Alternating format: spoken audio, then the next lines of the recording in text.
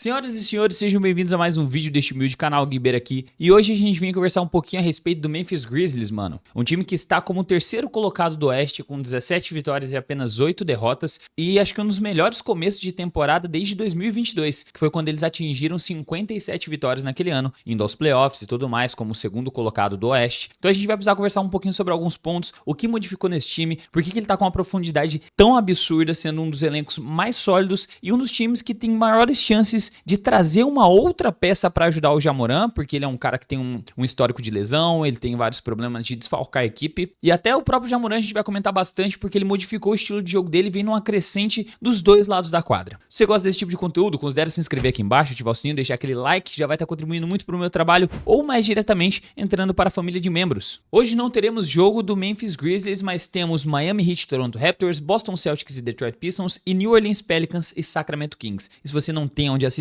eu venho trazer minha recomendação de você criar uma conta na Stake com o meu código GuibeiraNBA. Você vai estar fortalecendo este canal, este humilde criador, e ainda vai poder fazer aquela fezinha no seu time do coração enquanto você acompanha as partidas de qualquer dispositivo. Até mesmo pelo seu celular, com poucos cliques, você consegue assistir pela Stake. E dessas 3 partidas que eu citei pra você que a gente vai ter hoje, eu acho que eu vou escolher pra assistir esse New Orleans Pelicans e Sacramento Kings. Eu quero assistir o meu mano DeMar DeRozan em quadra. Lembrando que é nesse botãozinho aqui, ó, que você assiste a transmissão quando ela já tiver começado. E eu vou fazer uma múltiplazinha do mesmo jogo, sempre ali agarrado às estatísticas, como eu gosto de fazer as minhas bets. A de ontem não bateu porque o Tyrese Eason parece que não queria roubar a bola, mas a de antes de ontem bateu, e eu vou naquela mais ou menos nesse mesmo ritmo assim. E a de hoje eu escolhi um roubo de bola acima de 0,5 para o DeMar DeRozan. Nas últimas 5 partidas ele vem roubando bola com bastante frequência, e eu vim para rebotes acima de 12,5 do meu mano Domantas Sabonis, porque o garrafão do Pelicans é fraco e o Domantas Sabonis vai deitar nos rebotes, confia em mim. E aqui eu vou de 2.36 essa oddzinha pra hoje, manos. E se você quiser fazer sua oddzinha com responsabilidade, se você for maior de 18 anos, considere criar uma conta utilizando o código GuibeiraNBA lá na stake.com. Agora, sem mais delongas, bora começar o vídeo de hoje. E seguinte, meus manos, vamos começar citando o que aconteceu com o Memphis Grizzlies. Qual foi a modificação que eles fizeram? Praticamente nenhuma. Os caras só draftaram gente. E como que o time saiu de ano passado ficar de fora dos playoffs com 27 vitórias apenas, para um time que está hoje no top 3 do Oeste, a conferência mais forte da NBA. Primeiramente, ano passado, eles tiveram o maior número de lesões de toda a NBA. Eles tiveram a maior rotação de jogadores, trouxeram jogador da D-League, trouxeram jogadores com contratos two-way, vários jogadores passaram pela rotação da equipe, é o time que mais teve a rotação de toda a NBA de jogadores. Eu não lembro o número específico, mas foi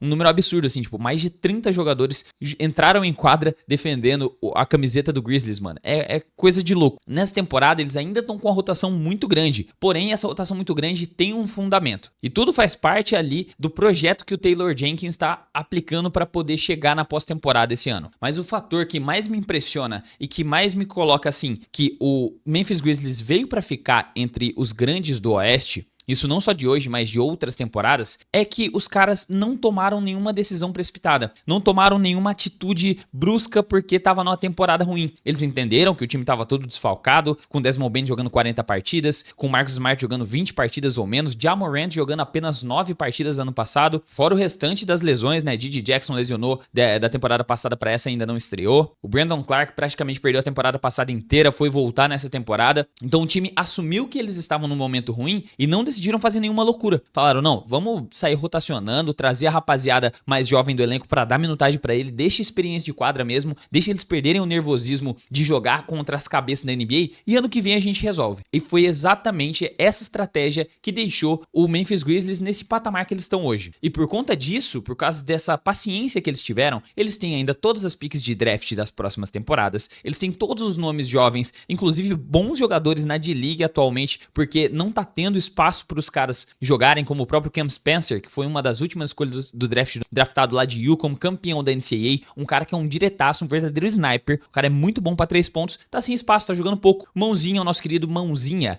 que tá jogando muita bola, tá voando, tá dando dunk pra cima de todo mundo, tá decolando, menino. Não tá tendo espaço no Grizzlies, porque o time tem muita gente para rotacionar, tem muito jogador bom. E um detalhe interessante é que de todos os jogadores do Grizzlies, ninguém está jogando mais de 30 minutos. Essa é a profundidade do elenco do Grizzlies. Eles têm tanta gente pra colocar em quadra, pra revezar, jogadores que se dedicam muito bem dos dois lados da quadra, jogadores que arremessam bem, outros jogadores que finalizam bem, jogadores que defendem bem, tem bastante também, que eles não estão sobrecarregando nenhum dos jogadores. Realmente aquela parada do Ja Morant falar, aproveitem minhas últimas dunks, aí logo depois ele deu praticamente a dunk do ano, aquela dunk de costas contra o Boston Celtics. O Ja Morant deu aquele fakeada, né? Deixou a defesa um pouco mais insegura, e aí do nada ele tira dunks da cartola também. Mas é muito interessante dele não estar forçando tanto o joelho, o tornozelo, as articulações, porque a gente sabe que jogadores mais baixos, muito explosivos como ele, as comparações com o Derrick Rose são totalmente viáveis, que a gente não quer que aconteça a mesma coisa com a carreira do menino Ja, porque é muito bonito de ver ele jogar. Então isso é um ponto positivo, ele tá se resguardando mais, o Taylor Jenkins tá deixando ele menos tempo em quadra, e mesmo assim ele tá rendendo muito. O Ja, eu acho que ele não tá muito bem na linha dos 3 pontos, tá por volta dos 30%, porém no restante ele ainda tá voando com 21,7 pontos, 4,4 rebotes e 8,5 assistências, com bom aproveitamento de quadra, 45,7, e um bom aproveitamento de lances livres também, 85,3. Mas só que o Ja, eu falei que eu ia comentar um pouquinho mais sobre ele, é que atualmente ele modificou o estilo defensivo dele. Ele tá um pouco mais agressivo, tá defendendo melhor perímetro, tá forçando roubos de bola com mais frequência, tanto que a média de roubos de bola dele é a segunda maior da carreira desses últimos 6 anos, um por jogo. Então essa modificação do estilo do Ja Morant, que é a principal estrela desse time, já é um indicativo muito bom, porque antes, em outras oportunidades que eles chegaram aos playoffs, eles tinham que meio que esconder o Ja Morant, tipo, lá no corner, marcando alguém do outro lado, alguém que evita a troca, não estando marcando algum dos principais jogadores que ficam com a bola na mão do time adversário. Isso era um problema que os times sempre caçavam ele, pra rotacionar a bola e fazer o cara jogar pra cima dele. Hoje em dia, ele consegue marcar praticamente assim, de frente, qualquer armador, ala armador que não seja também tão mais forte, tão mais pesado que ele. Então isso é uma baita do indicativo bom que o cara tá se dedicando dos dois lados da quadra, não só em pontuar e se resguardar pra render ofensivamente, mas entregando tudo que ele tem dentro de quadra.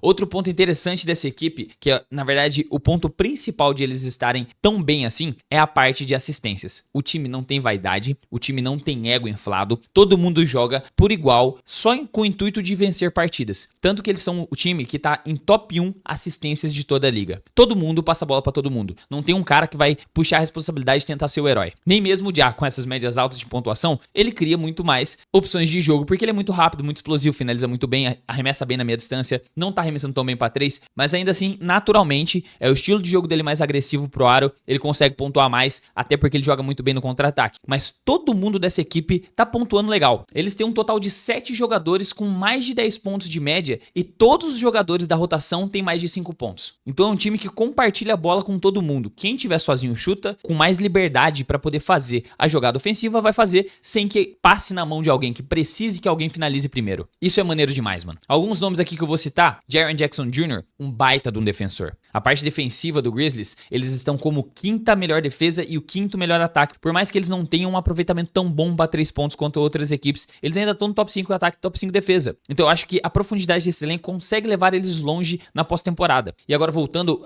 ao ponto da defesa, Jaren Jackson Jr., um baita de um defensor, cara. O que ele tá jogando na defesa é assustador. 21,9 pontos, 5,8 rebotes, 1,3 assistências, 1,4 roubo de bola e 1,9 tocos por partida. E o mais louco é que o garrafão do Grizzlies tem muita gente para defender bem. Vocês lembram do J. Ruff, que eu já trouxe um vídeo a respeito, que ele é uma das maiores surpresas na minha opinião. Ele tem uma história incrível dentro da NBA, um não draftado, jogando a G-League por muito tempo, recebeu poucas oportunidades na NBA e agora tá sendo um dos melhores arremessadores desse Grizzlies. Um cara de 2,16 m que arremessa mais de 40% para 3, tá com média de quase 10 pontos, também defendendo muito bem, um baita defensor de garrafão. Ele é um cara que dá pra confiar quando o Jaren Jackson Jr. não tá em quadra. Além do que, o Jaren Jackson Jr. consegue fazer um papel de power forward enquanto eles utilizam o Zach Edey, o gigante de 2,24 m que joga dentro do garrafão, aquele pivôzão clássico, né? Aquele pivôzão grande, lento, mas só que causa um impacto muito positivo jogando no pick and roll. Então, de rebote, de defesa de garrafão, os caras têm, tipo assim, muitos jogadores de 2,16 m para mais. E para defender perímetro, tem Marcus Smart, que é um defensor de elite, já ganhou o prêmio de defensor do ano. Tem o Desmond Bane, que não está bem nos aproveitamentos de 3 pontos. Eu esperava um pouco mais do Desmond. Ele continua pontuando 14,5 pontos, com 6 rebotes e 4 assistências, com a média de 1 roubo de bola por partida. Só que esses 32,3% que ele tá arremessando para 3 pontos não é algo que ele traz para a carreira dele. Ele tem médias de mais de 40%. Então daqui para frente a gente pode esperar que ele tenha uma evolução nas próximas partidas, já que ele, Ja Morant, Marcus Smart, o próprio Zach Edey estão sendo mais poupados. E por falar em Zach Edey, que foi um jogador que se adaptou bem à liga, demorou algumas partidas para ele parar com aquele problema com faltas. No primeiro scout que teve sobre o Rookie of the Year, ele estava em primeiro, e depois ele perdeu a posição para outro jogador do mesmo draft dele, que é o Jalen Wells. É muito bacana o trabalho que o Memphis Grizzlies fez nesse draft de 2024. Pegou um cara com uma escolha 39, que tá jogando muito bem, tava tipo, da última vez que eu vi, ele tava ainda top 3 de Rookie of the Year atualmente. O Zach Edey, que tava no top 10, eu não sei em que colocação ele tá agora exatamente, e ainda por cima o Ken Spencer, que é um baita de um jogador que tá tendo pouco espaço. Então os caras gabaritaram no draft e estão tendo surpresas incríveis com os dois rookies que estão tendo mais minutagem. E é bom ter jogadores assim para descansar os veteranos. Jalen Wells, inclusive, tá com 11,5 pontos, 3,3 rebotes, 1,7 assistências, arremessando quase 40% para 3 pontos. Outro cara que reveza com Jaren Jackson Jr., que consegue fazer a posição de power forward, tem um arremessinho bom, tá arremessando um pouquinho pior do que ele costuma arremessar, é o Santi Aldama, 13 pontos de média por partida, é um queridinho da torcida porque ele é um cara bem versátil. Acho que ele é até um bocado subestimado pela maioria dos fãs da NBA, mas ele é um cara que consegue entregar muito dentro de quadra. Jake LaRavia com 8,6 pontos por partida é outro cara que tá chutando quase 40% para 3 pontos. Scottie Pippen Jr. é outro cara que veio para surpreender muito nessa temporada com 10,7 pontos, sendo um baita de um descanso pro Ja Morant, que tem uma boa média de assistência, 5,4 assistências por jogo. Luke Kennard, que é um baita de um arremessador, 6,7 pontos por partida, mas ele é um dos poucos que tá chutando mais de 40% para 3 nessa equipe, então é muito bem aproveitado a presença dele em quadra, principalmente vindo do banco,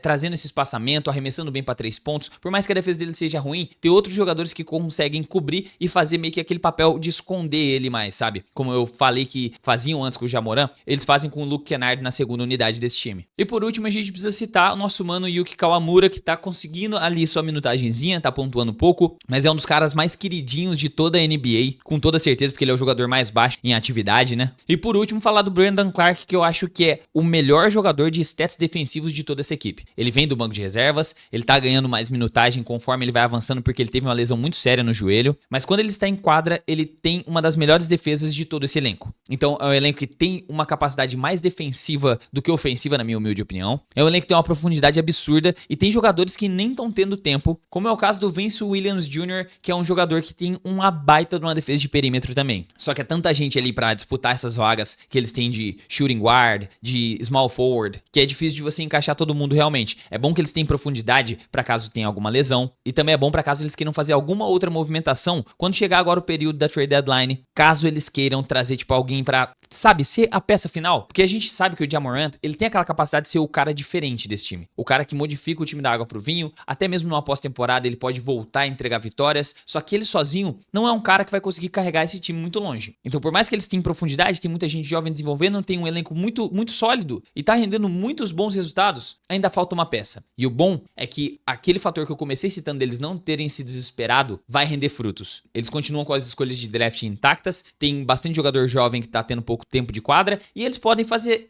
tipo um pacotão pra trazer alguém, quem sabe o Jimmy Butler. Será que o Jimmy Butler seria um bom encaixe pra esse time? Eu acho que não. Eu, se fosse apostar, traria alguém que tem um pouquinho mais de bola pra 3 pontos, um pouquinho do recurso de espaçar a quadra, deixar a bola no Ja Morant, jogar como segundo ball handler e um cara que consegue entregar uma pontuação maior de fora do perímetro. Mas aí, você tem assistido o Memphis Grizzlies? Tem visto a baguncinha que eles estão fazendo na NBA? Eu tô gostando bastante de assistir o Memphis, por mais que eles ainda estejam poupando bastante os principais jogadores. Tem muito jogador da hora de você assistir lá. Eu, particularmente, sou um fãzaço do J-Huff, tô até pensando em comprar uma camiseta dele. Mas e aí, quero saber a sua opinião aqui nos comentários, que a sua opinião é muito importante pra esse canal. Se você gostou do vídeo, considere se inscrever, deixar o like e um comentáriozão aqui que vai estar me ajudando muito. E se você quiser ajudar mais diretamente este humilde canal, considere entrar pra família de All Stars, aqui os membros. Essa rapaziada linda que está ao meu lado, muito obrigado, família, por vocês ajudarem a manter este projeto de pé. Agora sim eu vou ficando por aqui, a gente se vê no próximo vídeo, até a próxima e falou!